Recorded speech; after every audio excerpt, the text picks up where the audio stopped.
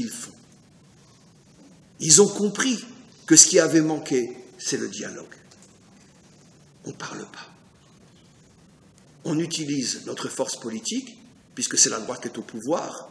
Il faut dire que pendant des années, même la gauche au pouvoir a construit plus de yeshuvim dans Yehuda Shomron que la droite elle-même, peu importe. Mais parce que la gauche d'il y a 30 ans était plus à droite que la droite d'aujourd'hui, ça il faut le savoir. Mais peu importe.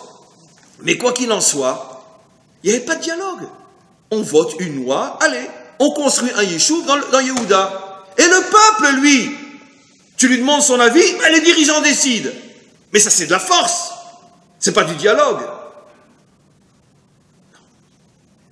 La Torah, dans cette paracha, nous apprend quelque chose d'extraordinaire. Tout ce qui touche à la Torah doit passer par le dialogue, par l'enseignement. Il faut arriver à convaincre, il faut arriver à persuader. Tu y arrives, tant mieux. Tu n'y arrives pas, tu n'utilises pas la force pour faire passer la Torah. Et malheureusement, jusqu'à aujourd'hui, tous les partis religieux qui sont à la Knesset n'y sont que pour une seule et unique chose, utiliser leur voix et leur pression politique pour obtenir des avantages religieux sur le compte de tout Israël.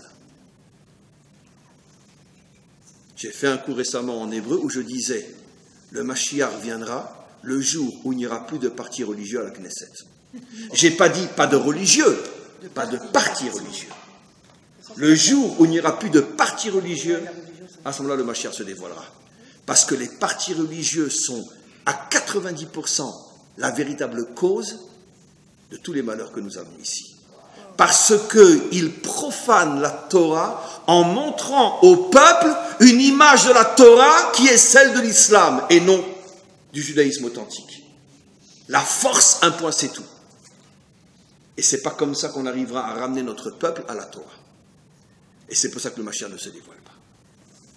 Vous comprenez maintenant pourquoi Moshe a été puni comme ça? Vous comprenez le décodage? Vous comprenez que c'est pas simplement que, au lieu de dire coucou avec un bâton, il a dit, avec la bouche, il a dit coucou avec un bâton. C'est que c'est toute l'histoire de la construction de la nation d'Israël qui est en jeu dans ce code des carottes sans cuites.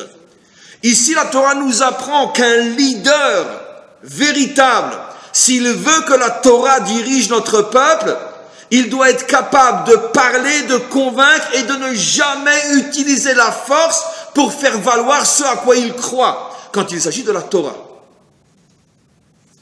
Parce que le bon Dieu ne veut pas que tu utilises la force pour convaincre le monde que c'est lui qui a raison. Le vrai bon Dieu n'est pas Allah. Le vrai bon Dieu veut que le monde arrive à lui par le dialogue. Parle au rocher et ne lui casse pas la figure. Voilà le message qu'il y a ici. Et, ben oui, c'est vous. Ben, je suis très fort dans mes cours. J'ai plus de 30 ans de métier, quand même. Comment?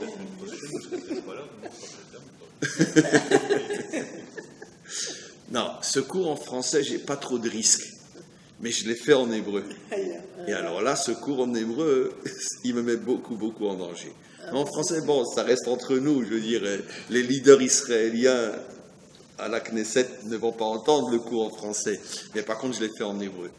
Alors là, je risque ma peau. Mais de toute façon, ça fait longtemps que j'ai déjà plus de place et j'ai des balles partout. Donc, c'est pas grave. Mais quoi qu'il en soit, le